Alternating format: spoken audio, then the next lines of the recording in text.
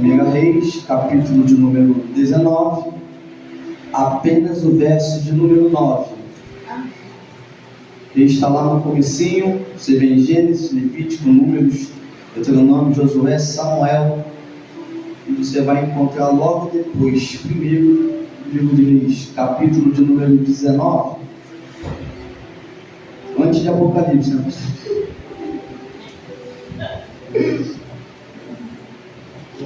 Vou ler para podermos ganhar nos tempos. O livro é de Reis, 1 Reis, capítulo 19, apenas o verso de número 9. E ali entrou numa caverna, onde passou a noite, e eis que a palavra do Senhor veio a ele e disse: o que fazes aqui, Elias? Podem tomar seu assento em nome de Jesus. Confesso para os irmãos que foi uma palavra onde Deus foi me dando e eu fui relutando. Inclusive, eu nem conseguiria estar aqui hoje devido a uma situação no meu trabalho, mas Deus faz do jeito que Ele quer e da maneira que Ele quer. Amém? Amém. Então eu peço que você tenha sua atenção, pois eu já estou indo para o final da mensagem. Irmãos, ele é um texto bastante conhecido. Pouco se sabe da introdução da vida desse profeta chamado Elias. Mas antes da gente parar nesse ponto de interrogação, aonde dentro de uma caverna Deus precisa chamar a atenção de um profeta, e Deus ele vai fazer uma pergunta para esse homem, vai fazer: Elias, o que fazes aqui? E antes de nós pararmos nessa pergunta, eu gostaria que você prestasse atenção nessa introdução, aonde eu fiquei o dia todo me remoendo com Deus. Porque Elias não é qualquer pessoa. Elias ele é conhecido como o príncipe dos profetas. Elias ele é conhecido como um profeta do fogo. Elias ele tem um patamar tão alto no seu cargo, quando ele teve a sua chamada, na sua época. Ele viveu em um tempo e a sua chamada ela foi tão forte, que ele é referência até os dias de hoje. Passaram os outros profetas, passou Balaão, mas Balaão não é referência para a gente. Mas Elias ficou como referência. Pessoas olhavam na época e falavam: eu queria ser igual a Elias, porque é um homem de Deus. Mas dentro desse texto eu comecei a me remoer. E a Bíblia vai dizer que nessa história, o reino ele está dividido, Israel está dividido, e tem dois reinos. E nessa época a Bíblia vai falar que está sobre o reinado Acabe. Qual é o nome do rei? Acabe, ele vai se tornar o rei mais perverso que Israel já teve.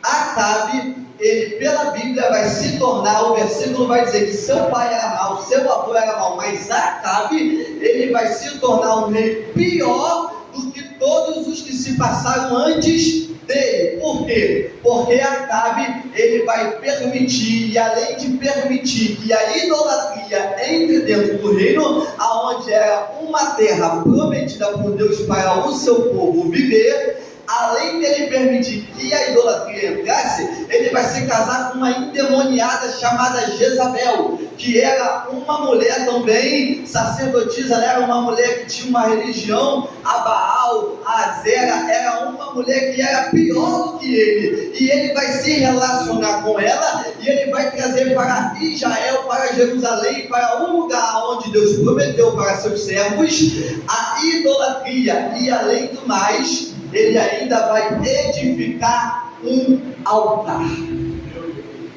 Porque pode você se quiser, é a mesma coisa de eu falar para você que está na sua vida normal e Deus te deu uma promessa. Aí Deus fala: pastor Simário, você vai ganhar um Corolla. Qual é a promessa do pastor Simário? Um Corolla. E quando Deus dá a promessa para o pastor Simário, os irmãos aqui entendam por favor uma conjuntura, é a mesma coisa que o pastor pegar o carro dele, que Deus deu Corolla, e colocar um rádio no último volume, colocando funk, apologia, colocando prostituição, enchendo o carro de mulher, enchendo o carro de bebida, de droga. Que é isso? É você pegar uma promessa que Deus te deu e você fazer que ela toda se desvie, que ela toda se corrompa. O que é isso? Foi isso que Acabe permitiu fazer dentro de uma terra aonde Deus jurou a seus pais que o daria.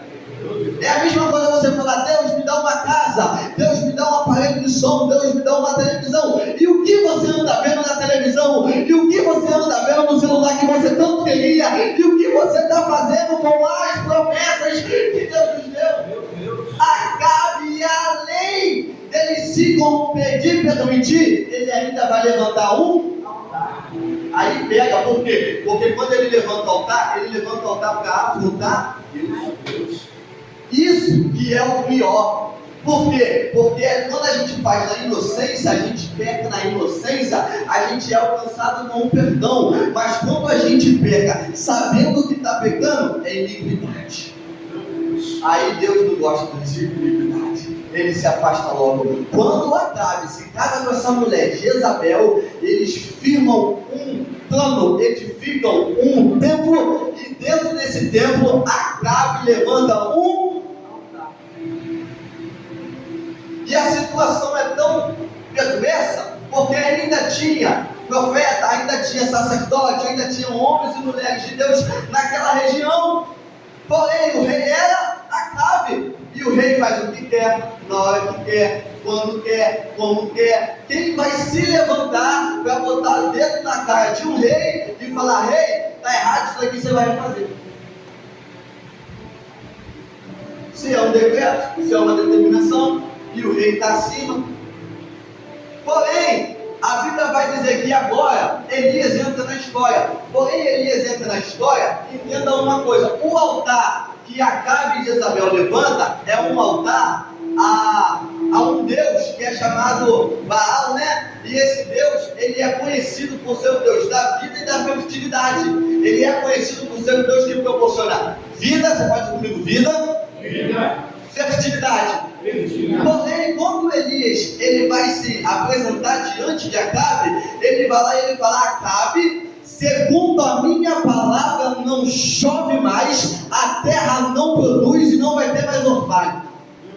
Ele sai da presença de Acabe e da forma que ele falou, se fez. Porém, no versículo abaixo, Deus ele vai gritar no ouvido de Elias e fala: Elias, sai daí, para que ela não te tire a tua vida. E agora tu vai para o rio, vai para a beira do rio. Por quê? Porque lá na beira do rio eu vou te sustentar.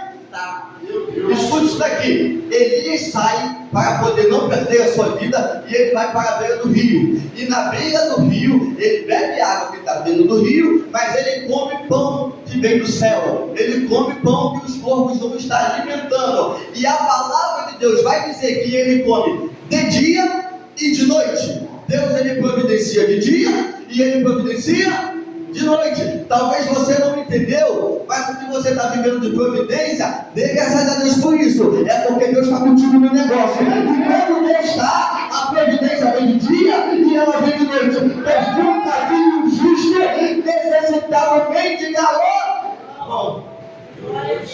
Então ele vai sustentar de dia e de noite. Você não pode ter o que você quer, mas Deus providencia o que você precisa. Não pode dar do jeito que você quer ainda, mas o que você precisa, o meu Deus não deixa faltar. Jeová Jireh, o Senhor, ele é o Deus da provisão. Aí quando um profeta se levantou para poder bater de frente com a idolatria, sabe o que acontece? Eu te explico. Deus foi lá e falou o quê? Não se preocupa não, quem te sustenta sou eu. Aleluia. Aleluia. Só que tem um porém: o rio seca. Por que o rio seca? Porque o profeta falou que não ia mais chover. Tá bom, reserva. E agora? Está debaixo da prisão? Está debaixo da profecia? Amém. Aí Deus vai falar de novo com o profeta: o rio secou, não tem como mais você beber água aqui. Faz o seguinte. E veio a palavra, está no texto, e veio a palavra de Deus a Elias e disse: Elias, vai dar a voz para assim. Elias, sai daí e vai para uma, eu esqueço o nome da cidade, aonde você vai encontrar uma viúva sarepta. Vai encontrar a viúva, e uma viúva vai te sustentar. Não, que loucura.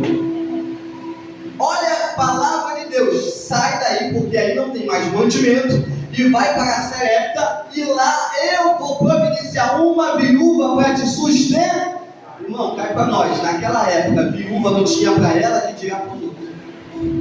Mas o profeta está debaixo da voz de alguém. O profeta está debaixo da obediência de alguém. O profeta está debaixo da visão de alguém. E ele sai. Quando ele chega lá, a primeira coisa que ele encontra na porta da cidade é a viúva. E quando ele olha para ela, imagina que com fome, virou para ela e falou assim: vai lá. Perdão, primeiro ele estava com sede. Ele foi e pediu água.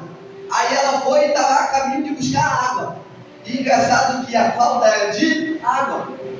Mas água ela tinha para dar. E no meio do caminho, quando ela estava indo, ele falou: ei, não traz só água não, traz um pouco de pão também na sua mão, para que eu possa comer. Aí ela vai explicar o problema. Ah, meu Senhor,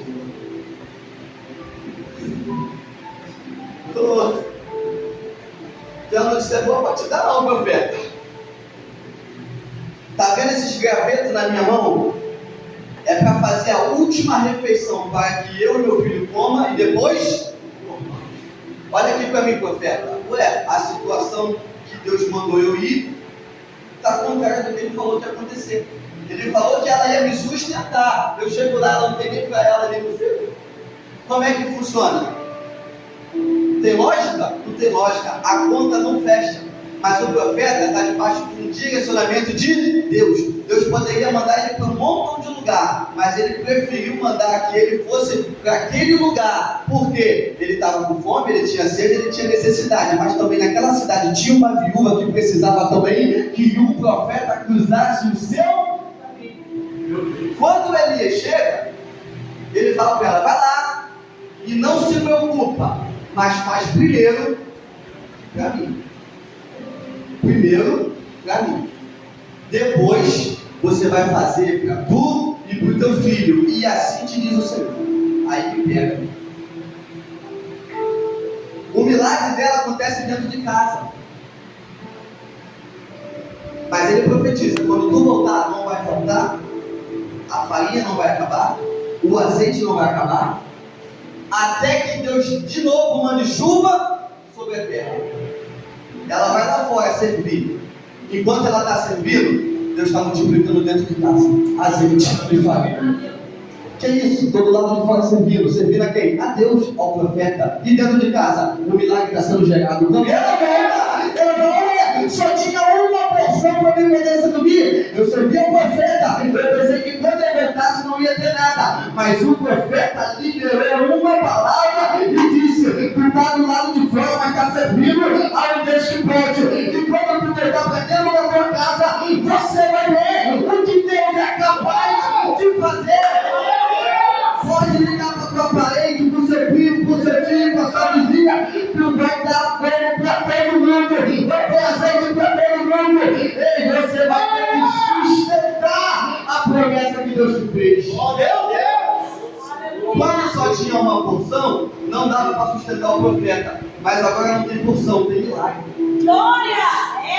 O milagre sustenta. Meu Deus. O milagre não tem. Quem não viveu de milagre? Quando a porta fechou, você ficou como? Vivendo de milagre. Quando nós fechou, quem te manteve de pé? Será que foi isso, aquilo? Não. O nosso Deus é o Deus de provisão, o Deus de providência. Glória a Deus. Aleluia. Aleluia. Escuta isso daqui. Já estou encaminhando no final. Elias estava na casa daquela mulher.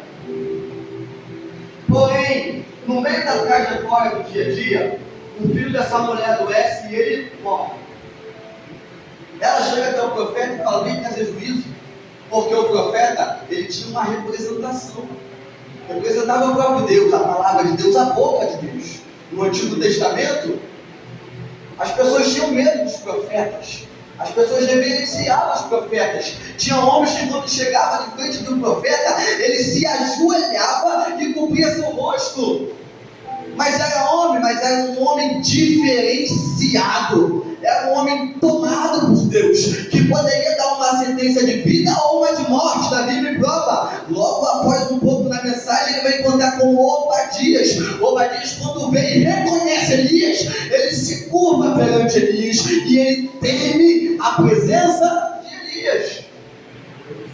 E quando ele olha a situação e a mulher chega até ele e apresenta o filho, Elias toma o menino, vai ao seu quarto e ele ora a Deus e Deus devolve a alma do menino e o menino ressuscita. Porém, o tempo de Elias ficar vivendo de improvisão tinha acabado. Elias agora precisava encarar uma realidade. Você pode dizer comigo assim: encarar a realidade. Mas aí é mesmo. Porque enquanto dá pra gente dar jeitinho, a gente vai dando jeitinho. Você quer encarar uma realidade? Só para quem tem telefone igual o meu, todo mundo. Você fala: tem um água, vou ter que comprar um. Já não funciona mais, já fica sozinho, já. Aquele aparelho de dentro de casa, aquela coisa que você fala: preciso tocar esse sofá. A minha esposa já jogou até o meu fora no nosso lar. Dizendo que lá não tinha sofá nela. E fala: tá na hora de encarar uma realidade. E Deus vai falar com Elias: Elias, tu vai ter que encontrar a casa. Aí pega. Porque Elias tinha saído de lá, dizendo assim: ó, não chove, não produz, e a gente vai ver se teu Deus faz ou não faz. Irmão, o negócio estava tão precário em Samaria, tão precário, que eles estavam procurando nas vizinhanças se eles conseguiam arrumar um bocado de água para dar para o jumento, para dar para o cavalo, porque eles estavam vulneráveis perante a guerra. Porque o problema não era só espiritual. O problema é que quando eles não têm mantimento, os inimigos ficam propícios a atacar. O reino está dividido. Eles estão tão preocupados, estão tão doidos, estão tão possessos com Elias, que eles fazem assim: se eu encontrar Elias, já vou chegar de voadora. Porque não tem água. Quem já ficou sem água para lavar a louça? Meu Deus. Irmão, para lavar roupa, vai na casa do parente com aquela tocha e incomoda. Aí você: é muito ruim ficar sem água. Você imagina um povo, uma nação, uma geração que não via mais chuva sobre a terra e está com um altar estabelecido lá em Samaria, falando que está: Baal, tu é o Deus da fertilidade, o Deus da vida, manda chuva. E Baal não manda chuva. Então, acontece que Deus ele vai chamar o profeta para bater de frente com uma realidade. Quando ele chega para bater de frente com uma realidade, como eu disse, irmãos, ele sai da casa da viúva e ele vai a caminho. E no meio do caminho, ele conta com Obadias. Ele fala: Obadias, que era servo do rei Acabe, porém era homem temente a Deus, servia também ao nosso Senhor. E ele vai falar com Elias, para me apressar aqui: Elias, o homem está te procurando, já mandou carta para todas as nações. Se eu chegar lá falando que eu te encontrei e eu que estava te procurando, ele vai falar que eu estava, ele vai me matar. Pelo amor de Deus, Elias falou: vai lá e avisa ele que eu vou encontrar com ele ainda hoje. Mas Elias estava debaixo ainda de um posicionamento, de uma voz.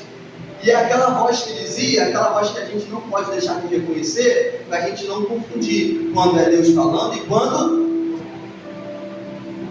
ele está indo para a morte, mas está debaixo de uma voz. Você lembra de Sadraque, Mesaque e Abednego? Eu aprendi que o Deus que eu sigo, lá em Isaías 93, ele fala que eu posso entrar na fornalha, o fogo não arderá.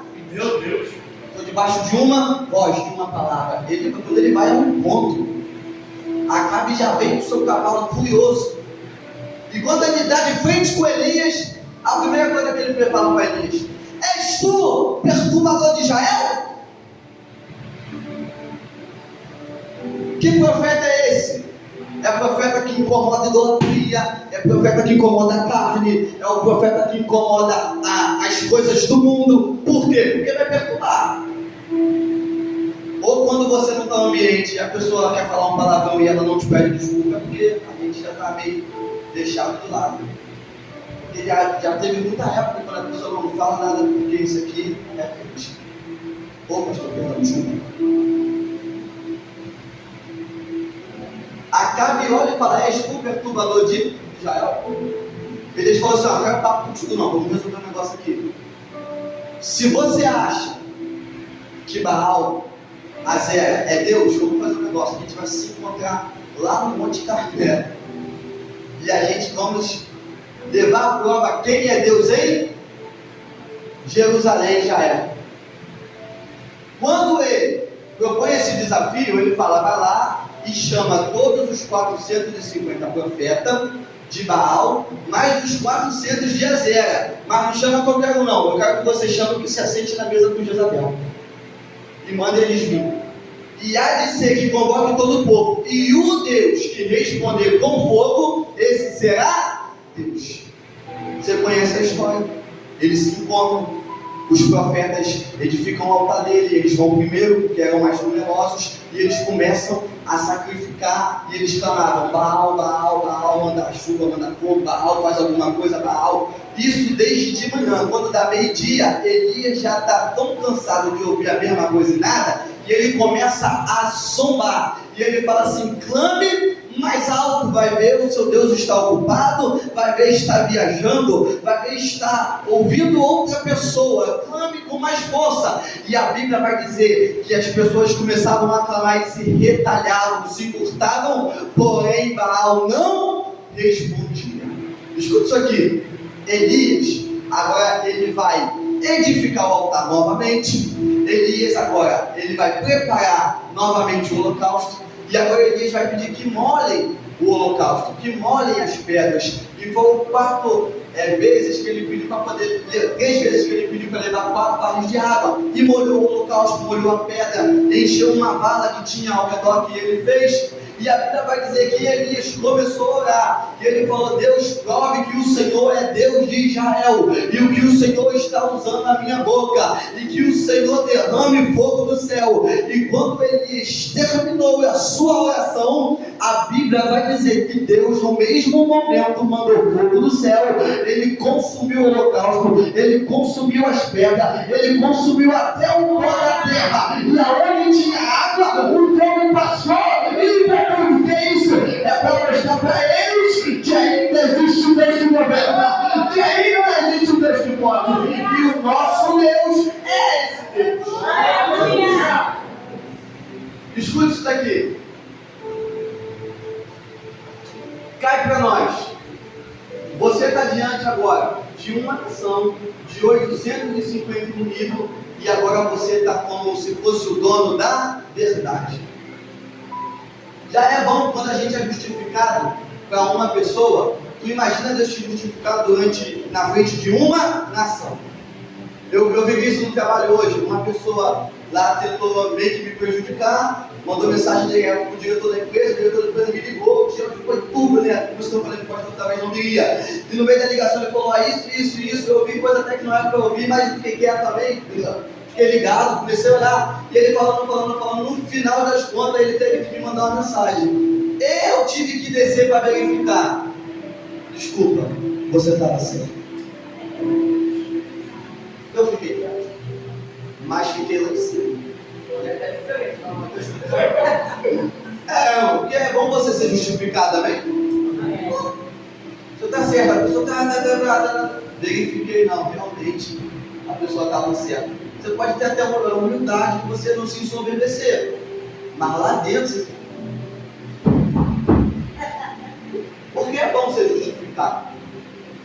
Agora você imagina Elias na frente de uma nação, na frente de todos os 850 profetas, sendo justificado. Porém tem uma coisa que me chamou a atenção. Por quê? Porque nesse momento Elias estava no ápice do seu ministério. Por que no ápice? Porque nunca houve isso acontecido na história. Um Deus responder com fogo a oração de um profeta, nunca teve. E quando ele está no ápice do seu ministério, no ápice da sua glória, ele faz uma coisa que eu particularmente choquei.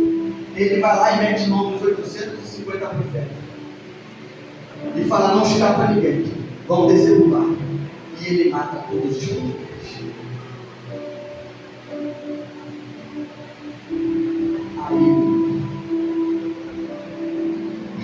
Aí pronto. Porque aqui eu descobri que o profeta não é mesmo.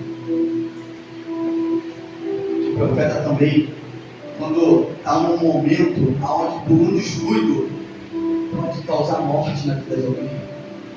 Foi falado aqui na palavra devocional. E Elias, agora vai e mata 850 profetas de Baal. Mas Davi, ele era do lado oposto. Não cabe a mim a você matar ninguém. Não cabe a mim a você ferir ninguém. Que poder é esse que nós temos de tentar amaldiçoar, de tentar, né? Elias, ao meu crivo, ao meu ver, ali ele é. E no decorrer do texto, a Bíblia vai dizer que ele manda Acabe para olhar seus carros, ele vai orar, Deus vai dar o sinal, a chuva vai descer. Mas quando Deus toma ele pelas mãos e leva ele até Samaria, quando Acabe chega em casa, e Acabe, além de ser o idólatra, ele era o fofoqueiro, quando ele chegou em casa, a primeira coisa que ele falou: Jezabel, senta aí, o que aconteceu? Tem um negócio para te contar. Assim é como se tivesse parado só no Deus respondeu com fogo, estava ótimo. Mas a história continua, e quando a história continua, sabe o que acontece?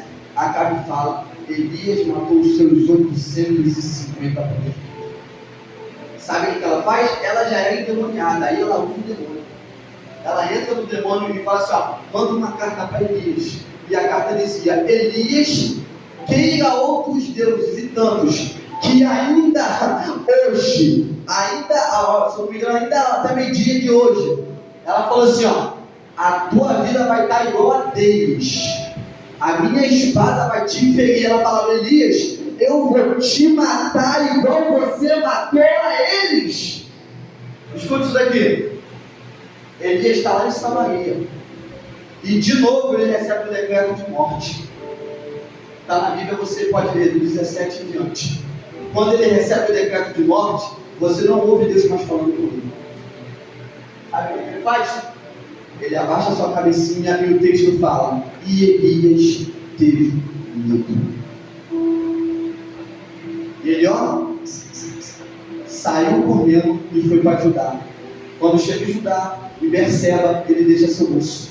E quando ele acaba de deixar seu moço, eu não sei se ele cai em si, mas ele começa a ter, alguns dizem que ele entrou em depressão, crise de ansiedade, eu digo que ele entrou numa consciência. E ele começa, o Diácono Robson, ele está tão desnorteado que ele vai para o deserto. E vai para o deserto sem rumo. Ele não sabe para onde está indo. Por quê? Porque a ameaça, ele já não tinha sido ameaçado antes, ele tinha. Mas na primeira ameaça Deus falou: vai que eu estou contigo, vou te sustentar. Na segunda ele falou: vai que eu vou contigo, eu vou te sustentar. Mas na terceira, Deus não fala com ele. Ele vai por conta. Por quê? Porque às vezes o profeta também, e pode ferir. E às vezes quando a gente fala o que Deus não manda a gente falar, a gente está propício a passar pela mesma situação de Elias e dói. Só quem já errou sabe como dói. Davi me prova que dói. Os jovens que estavam aqui terça-feira no ensaio, Débora, eu vi depois, Wesley. Na terça-feira nós tivemos um ensaio aqui, e eu vou falar na minha altivez. Eu toco um pouco, arranho um pouco, mas eu não, vocês vão perceber, eu não canto. E no ensaio dos jovens eu falei: irmãos, aqui ninguém canta. Então pra gente é mais difícil, porque eu não entendo, só tinha da Polícia Thierry que cantava, o João pulou do lado. João não veio também pro ensaio, estava ocupado. E na minha altivez eu falei que ninguém cantava. Os irmãos sabem, os irmãos sabem. Chegou na quinta-feira, eu perguntei do Davi.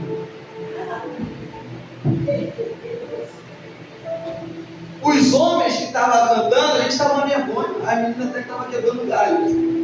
Mas a gente, chegou quinta-feira que Davi, vocês vão fazer assim, assim, assim, assim, assim. Irmão, ficou lindo ou não ficou? Os jovens que estavam aqui, eu fui para cá todo arrepiado. Eu falei: como foi diferente? Em menos de uma hora, o ensaio que nós ficamos aqui quase 2, 3 para ensaiar, que não deu em nada. Na quinta-feira, em menos de uma hora, foi solucionado. E você acha que eu fiquei como? Porque eu falei para todo mundo que ninguém cantava.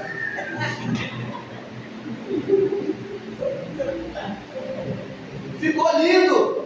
Mudamos até de tom. Mudamos de tom na música. Para quem não canta, não é? Passei com o teu irmão, para o irmão, você tem noção. Por quê? Porque o profeta também erra. E a pior coisa é a gente estar no ápice, às vezes, de uma eloquência às vezes está no ápice de uma emoção e a gente falar o que Deus não falou. E a Bíblia fala, ai daqui. A Bíblia fala o quê? Esse ai aqui não é um ai de gaúcho, ai de mineiro, é um ai de mineiro. Ai daquele de falar o que Deus não falou. Porque depois que Elias se deparou com o que ele fez, Elias teve medo. Palavra mata mais do que arma, tá? Mata mais do que acidente. Palavra fere mais do que uma facada. Tem palavra que dói mais, e a doença da alma, ela é a pior de ser tratada. Ela é a que leva mais tempo.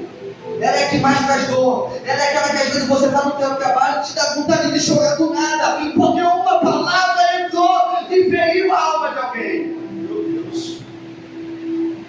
E o profeta está nessa crise e ele vai errante para o deserto, sem rumo. Ele está tão sem rumo que ele deita debaixo do pé de cima e a alma está angustiada. E no seu olho ele fala: me leva, meu Deus, me mata.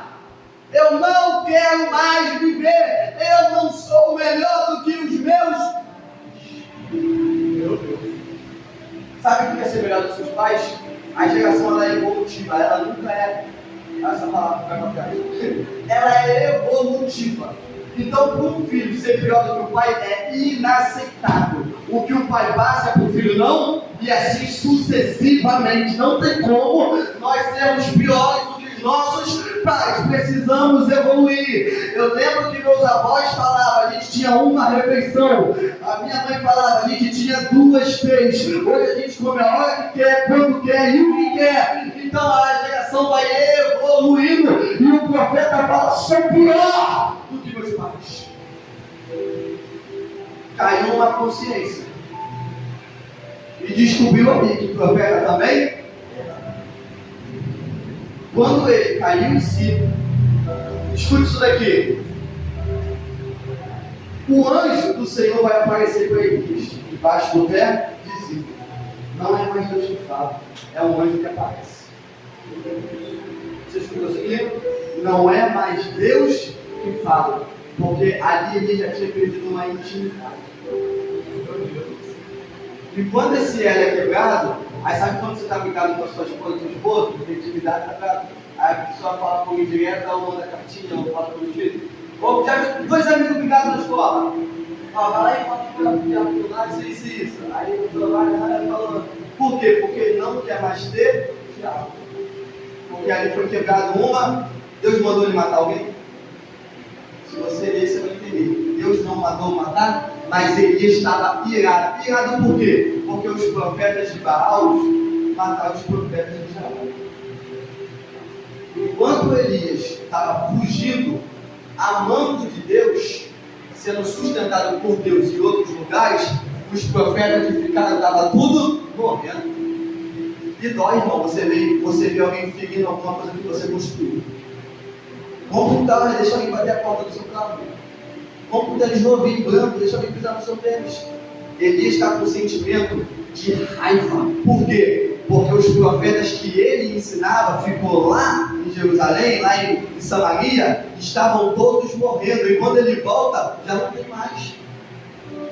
E quando ele sabe disso, ele fala, já que é para matar, então eu mato. Olho por olho. É para matar? Eu também sei. Vamos ali no riozinho que a gente vai descer no vale. E no vale passou a espada em todo mundo. Mas o nosso evangelho não é para matar, amém? O nosso evangelho não é de morte. O nosso evangelho é de vida. O nosso evangelho é de vida. Escuta isso aqui. Pedro, Tiago, João e Marquinho eram pescadores. Já ouviu isso daqui em algum lugar, né? Eles jogavam uma rede e tiravam o que era vivo do mar e matavam na terra. Jesus entra na vida deles e fala, chega, a partir de hoje serão pescadores de homens. Vocês vão tirar o que estava morto no mundo e vão dar vida, porque o evangelho é vida. Então nós somos profetas, nós somos anunciantes de quê? De boas novas. Então precisamos pregoar vida. Paulo fala, aquilo que eu pensei que era para vida, era para morte, mas aquilo que eu pensava que era para morte, agora eu achei a vida. E isso é o que nós devemos pregar. E quando ali o anjo acorda, o anjo fala assim, ei, come e bebe. Imagina ele olha, levanta a cabeça assim. Um anjo. Aí ele vai chorar demais. Só fiquei eu, pô. Só eu pegava, só eu dirigia, só eu cantava. Não ficou mais ninguém. Come, a palavra é direta. Come e bebe, porque unha sua caminhada muito grande. Ele come e bebe, só que ele não levanta, ele dorme. Quando ele dorme de novo, onde a porta ele de novo. Vai, levanta! Ele levanta e errante para o deserto. Ele vai chegar até um monte chamado Horebe. E o monte Horebe, ali na dinâmica. Ali é a casinha do papai.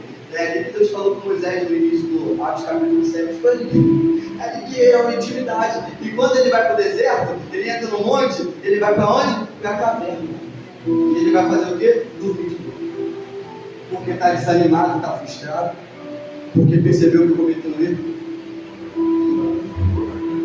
Está no que dorme. E quando ele menos espera, uma voz soa na caverna. Verso de número 9. No capítulo de número 19 do 1 Reis. Elias, como eu queria estar bastante.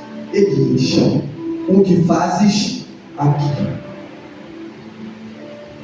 A gente já entende essa mensagem. A gente já conhece esse texto. Deus poderia falar para Elias: Elias, o que está fazendo aí? Mas Deus fala: Elias, o que fazes aqui? Elias, eu te levei até Samaria por mão forte, mas você veio sozinho pelo deserto. Quem foi que te trouxe para cá, Elias? Porque a todo momento você andava debaixo de uma direção, andava debaixo de um posicionamento. Tuas palavras não era, a palavra que a gente prega não era selecionada, era eu que falava. Você vai pregar isso aqui hoje, você vai louvar isso daqui hoje. Agora é você que escolhe, Elias, o caminho que você tem que andar, é você que escolhe a mensagem, é você que separa o que quer falar, o que não quer falar, Elias. Aonde você está se metendo, Elias? Porque estava te sustentando, agora porque andar com as próprias pernas, vai comer uma vez só e vai andar 40 dias para aprender igual o povo do deserto. Por quê? Porque quer andar com as próprias pernas. Meu Deus! Aleluia! Aí, já ouviu essa frase aqui? Quem fala o que quer, ouve o que não quer. Deus é tão justo, que Ele deixa você escolher o que você vai contar. Mas Ele também é tão justo, que você só vai escolher o que você contar.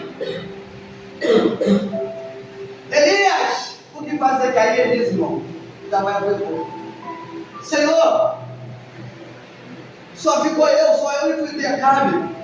Senhor, só eu fiz. Senhor, só eu faço. Deus falou assim: peraí, quer conversar comigo? Vem aqui para fora. Por quê? Porque quando um profeta ele não sai da caverna, Deus entra na caverna para falar com o profeta. Aleluia, Deus! Olha! Quando você não quer sair do estado que você está, não se preocupa não. Eu conheço um Deus que vai entrar lá na caverna que você está se escolhendo e vai falar. Ele vai falar. Aleluia! O salmista fala: para onde fugirei eu do teu espírito? Se subir, tu tá. Se ficar aqui também, se eu descer, tu lá também. Meu Deus! Jonas poderia ter obedecido. Enquanto Deus estava falando com ele de boa, foi fugir. Chegou lá no fundo da baleia, lá no barriguinho, lá no fundo do mar. Ele orou, e Deus? Aí ele deu um direcionamento para a baleia. Por quê? Porque quando ele deu para Jonas, Jonas não obedeceu. Mas a baleia. Meu Deus! Mais obediente que Jonas. Aí Deus fala assim: vem para fora que eu quero falar contigo. O profeta é conhecido como o profeta do fogo, amém? Amém. Toca a mão mesmo. Quando ele sai, ele vai procurar Deus. Deus chamou para a conversa. Vamos começar. Ele está cheio de questionamentos. Ele está cheio de raiva. Ele está com a mágoa no peito. Porque ele achou que por ele fazer o que ele fez, ele estava no ápice. E meu irmão, nesse evangelho que a gente vive, eu aprendi com Jesus a lavar. Mas tu é maior, Senhor. Meu Deus. Mas, Senhor, eu no teu lugar talvez não faria. Nosso evangelho é isso. É o maior servindo. Você sabe, é o maior servindo. O Congresso das Mulheres, a pastora, a missionária falou aqui, né?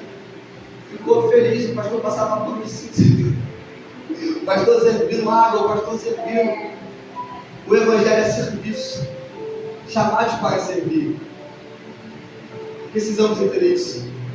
E Elias, por um momento, não entendeu, deixou a raiva falar à vontade e fez. E quando ele fez, aí Deus chamou para o particular e disse: vamos lá, vamos conversar. Chegou lá fora, ele olhou para a natureza e ele viu o vento vindo.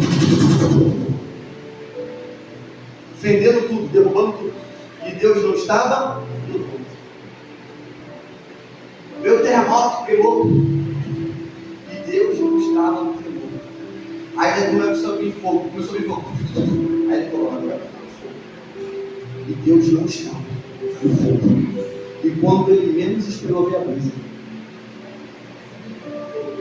Aí na brisa, porque quando alguém está alterado, você não pode levar a sua alteração. Não bata a palma para maluco. Quando a pessoa está alterada, uma tem que estar controlada. Ele estava cheio de questionamento, cheio de raiva. Deus poderia vir já dando discussão. Já poderia vir: quem é você? Lembra de Jó? Cheio de questionamento? Jó, vem cá. Quem é você quando está falando? Deus vem na maciota com Elias, na brisa. Ele diz: o que está acontecendo? E a pergunta vem de novo: tá? O que tu faz aqui? Se Deus está perguntando, é porque teoricamente Deus não sabia o porquê Elias foi. Porque Elias foi por conta própria. É a mesma coisa que fala: vai comprar pão. Aí chega lá e a pessoa na padaria e você pergunta: o que está fazendo aqui? Você vai: quem mandou vir? É diferente. Você encontra a pessoa na rua, você fala para a mulher: fica em casa. Chega na rua, a mulher: não, já está fazendo aqui. Por quê? Porque você não sabia. Então Deus, ele vai perguntar de novo para Elias: Elias, o que tu faz aqui? Aí Elias vai e fala: só ficou eu, só eu fiz, só eu meti a cara, só eu meti a mão.